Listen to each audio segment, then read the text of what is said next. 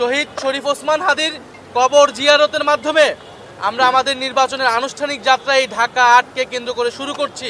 শরীফ ওসমান হাদি আমাদের জুলাইয়ের অকণ্ঠ সৈনিক, আমাদের জুলাইয়ের সিপাহসালার, আধিপত্যবাদ বিরোধী লড়াইয়ের শহীদ সৈনিক শরীফ ওসমান হাদি, তার কবর জিয়ারতের মাধ্যমে আমরা এবারের নির্বাচন যে আমাদের আধিপত্যবাদ বিরোধী যাত্রা, আমাদের আজাদির যাত্রা, সেই যাত্রা আমরা শুরু করছি।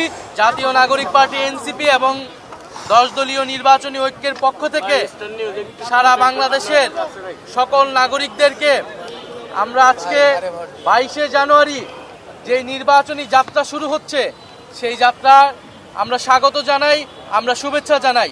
আজকে বাংলাদেশে এক ঐতিহাসিক মুহূর্ত, যেখানে গণ অভ্যুত্থানের পরে বিগত 16 বছরের মানুষের ভোটাধিকার বঞ্চিত থাকার পরে আমরা যখন একটি নতুন নির্বাচন এবং গণভোটের দিকে যাচ্ছি, আজকে থেকে তার আনুষ্ঠানিক প্রচারণা শুরু হচ্ছে।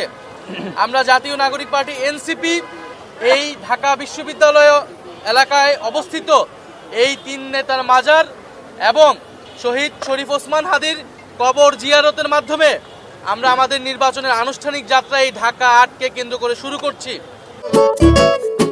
খাবারের পছন্দ ভিন্ন হলেও মজার বেলায় সবাই এক। আপনারা জানেন এই ঢাকা বিশ্ববিদ্যালয় এলাকা থেকে 2024 সালের গণ অভ্যুত্থানের অগ্নিপাত শুরু হয়েছিল। এই ঢাকা বিশ্ববিদ্যালয় এলাকা থেকেই 1952 সালের ভাষা আন্দোলন, 1971 সালের মহান মুক্তিযুদ্ধ এবং 1947 সালের পাকিস্তান আন্দোলন, এই সব কিছুর সাথেই এই বঙ্গ জনপদের বাংলার মানুষের যত লড়াই সংগ্রাম সব কিছুর সাথেই জড়িত রয়েছে এই ঢাকা বিশ্ববিদ্যালয় এলাকা। আমরা তাই এই ঢাকা ৮ আসনকে নির্বাচন করেছি আমাদের আনুষ্ঠানিক কার্যক্রম প্রথম শুরু করার জন্য। আমরা আজকে এই 3 নেতার মাজারে এসেছি আমাদের জাতীয় প্রধান 2 নেতা শেরেবাংলা একে ফজলুল হক এবং হোসেন শহীদ সোহরাওয়ার্দী, তাদেরকে স্মরণের মাধ্যমে এবং আমাদের পূর্বসূরীদের স্মরণের মাধ্যমে আমাদের এই নির্বাচনী যাত্রা শুরু করতে।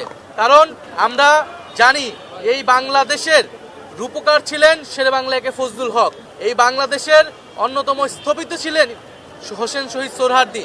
শেরেবাংলা ফজলুল হক জমিদারি ব্যবস্থার বিরুদ্ধে লড়াই সংগ্রাম করে বাংলাদেশকে এগিয়ে নিয়ে গেছেন, বাংলাদেশের কৃষক শ্রমিক সাধারণ মানুষের অধিকারকে রক্ষা করেছেন।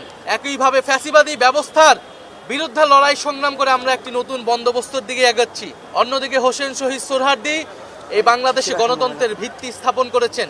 24-এর গণ অভ্যুত্থানের পরেও আমরা বাংলাদেশে নতুন করে গণতন্ত্রের ভিত্তি স্থাপন করছি এই নির্বাচনের মধ্য দিয়ে।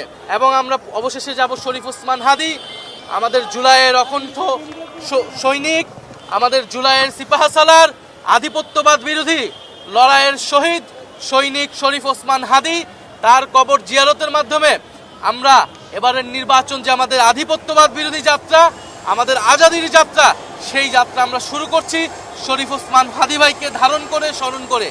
এবং আজকের এই নির্বাচনী যাত্রার